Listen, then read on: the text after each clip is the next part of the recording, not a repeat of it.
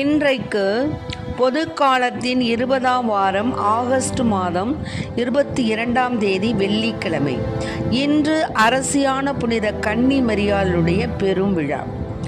இன்று தேவன் நமக்கு தரும் ஜீவநீர் ஊற்றான இறை வார்த்தைகள் புனித லூக்கா எழுதிய நற்செய்தி இயல் 1 இறை வார்த்தைகள் 26 38 முடிய. 6ஆம் மாதத்தில் கப்ரியேல் என்னும் வானதூதரை கடவுள் கலிலேயாவில் உள்ள நாசரேத் என்னும் ஊரில் இருந்த ஒரு கன்னியிடம் அனுப்பினார். அவர் தாவீது குடும்பத்தினராகிய யோசேப்பு என்னும் பெயருடைய ஒருவருக்கு மன ஒப்பந்தமானவர். அவர் பெயர் மரியா. வானதூதர் மரியாவுக்கு தோன்றி, அருள் நிறைந்த மரியே வாழ்க, ஆண்டவர் உம்மோடு இருக்கிறார் என்றார். இவ்வார்த்தைகளை கேட்டு அவர் கலங்கி, இந்த வாழ்த்து எத்தகையதோ என்று எண்ணிக்கொண்டிருந்தார். வானதூதர் அவரை பார்த்து, மரியா, அஞ்ச வேண்டாம், கடவுளின் அருளை கண்டடைந்துள்ளீர். இதோ கருவுற்று ஒரு மகனை பெறுவீர். அவருக்கு இயேசு என்னும் பெயரிடுவீர்.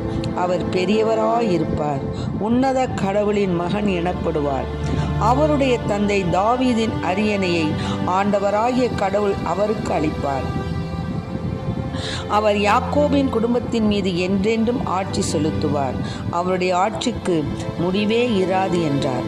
அதற்கு மரியா வானதூதரிடம், இது எப்படி நிகழும்? நான் கன்னியாயிற்றே என்றார். வானதூதர் அவரிடம், தூய ஆவி உம்மீது வரும், உன்னத கடவுளின் வல்லமை உம்மேல் நிழலிடும். ஆதலால் உம்மிடம் பிறக்கப் போகும் குழந்தை தூயது. அக்குழந்தை இறைமகன் எனப்படும். உறவினராகிய எலிசபெத்தும் தம் முதிர்ந்த வயதில் ஒரு மகனை கருத்தரித்திருக்கிறார். கருவுரை இயலாதவர் என்று சொல்லப்பட்ட அவருக்கு இது 6ஆம் மாதம், ஏனெனில் கடவுளால் இயலாதது ஒன்றுமில்லை என்றார். பின்னர் மரியா, நான் ஆண்டவரின் அடிமை, உம் சொற்படியே எனக்கு நிகழட்டும் என்றார். அப்பொழுது வானதூதர் அவரை விட்டு அகன்றார். ஆண்டவரின் அருள்வாக்கு. கிறிஸ்துவே மக்கு புகழ். எந்தன் ஆன்மா ஆண்டவரை ஏற்றி போற்றிடுதே. இந்த அடிமை என்னை அவர் நினைந்ததனால் அந்த மீட்பரில் நெஞ்சம் மகிழ்கின்றதே. எந்தன் ஆன்மா ஆண்டவரை ஏற்றி போற்றிடுதே. வல்லவர் எனக்காய் பெரியன புரிந்தார், வையகம் தினம் என்னை வாழ்த்திடுமே. அருள் நிறைந்த மரியே வாழ்க, ஆண்டவர் உம்முடனே. பெண்களுக்குள்ளே பெரும் பேறு பெற்றி, வாழ்க மரியே வாழ்க. வல்லவர் எனக்காய் பெரியன புரிந்தார், வையகம் தினம் என்னை வாழ்த்திடுமே. அவர் தம் கரம் பணிவோர் தலைமுறைக்கெல்லாம் தயவருள்வார். அவர் தூயவராம், தயவருள்வார் அவர் தூயவராம். எந்தன் ஆன்மா ஆண்டவரை ஏற்றி போற்றிடுதே. இந்த அடிமை என்னை அவர் நினைந்ததனால் அந்த மீட்பரில் நெஞ்சம் மகிழ்கின்றதே. எந்தன் ஆன்மா ஆண்டவரை ஏற்றி போற்றிடுதே. இன்றைக்கு நம் தேவன் தரும் ஜீவநீர் ஊற்றான இறை வார்த்தைகளை கேட்டோம். நம்ம நினச்சிக்கிட்டு இருக்கிறோம், மேலதாளங்கள் முழங்க, இசைக்கருவிகள் ஆர்ப்பரிக்க, பரவசமாய் ஆராதனை செய்தால் போதும், ஆவியானவர் எழுந்தருளி வந்து விடுவார். நாம் கோவிலுக்கும் கோபுரத்திற்கும் காணிக்கைகளை அள்ளி கொடுத்தால் போதும், ஆண்டவர் ஆசீர்வதித்து விடுவார் என்பது நம்ம சில பேருக்கு அந்த மாதிரி எண்ணம். எல்லாருக்கும் சொல்லலை.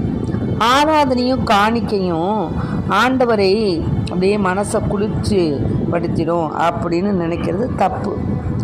நாம் ஆசிர்வதிக்கப்பட்டுள்ளது பிறரை ஆசிர்வதிப்பதற்காக என்ற உண்மையான ஆன்மீக உணர்வை பெற்றவர் தான் அன்னை மரியா. ஆண்டவரின் தாயாக உயர்வு பெற்றாலும் எலிசபெத் அம்மாளுக்கு உதவிட விரைந்து மரியா போனாங்க. கடவுளின் ஆவியை பெற்றவர் ஆண்டவரின் அடிமை என்று கடவுளின் முன்பாக மட்டும் தன்னை தாழ்த்தி கொள்ளல. அறியப்படாமல் உதவியில்லாமல் தவித்த எலிசபெத் அம்மான் முன்பும் அடிமை போல் பணிபுரிந்தார் அன்னை மரியாள். ஆகவே அன்பு பிள்ளைகளை, நாம் இதிலிருந்து என்ன தெரிஞ்சுக்கிறோம் அப்படின்னு சொன்னால், அரசியான புனித கன்னி மரியாளுடைய இந்த திருநாளை இன்று கொண்டாடுகிறோம்.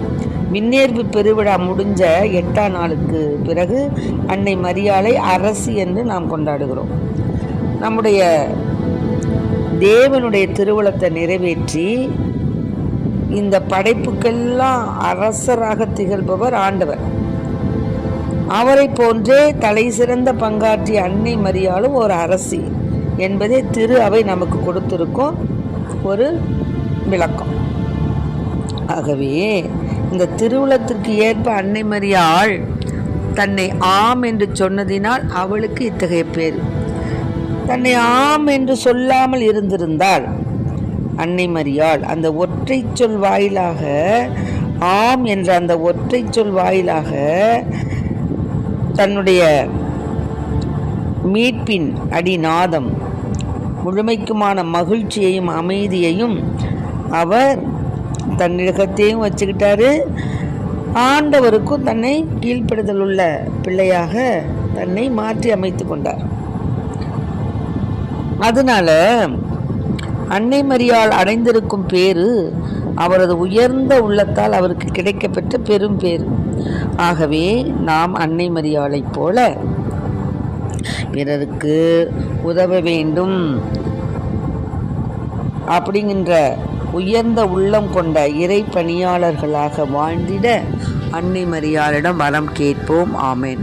Price the Lord. மரியே வாழ்க.